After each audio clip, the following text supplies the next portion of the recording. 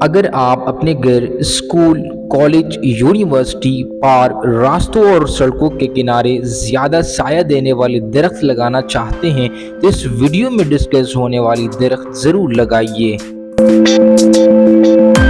برگد کا درخت لگائیے۔ برگد کا درخت بہت بڑا اور پھیلا ہوا ہوتا ہے۔ اس کے گھنے پتے بہت زیادہ سایہ فراہم کرتے ہیں۔ پیپل کا درخت بھی بہت بڑا ہوتا ہے اور اس کے پتے بہت گھنے ہوتے ہیں جو کافی سایہ دیتے ہیں۔ نیم کا درخت بھی تیزی سے بڑھتا ہے اور گرمی کے موسم میں اچھا سایہ فراہم کرتا ہے۔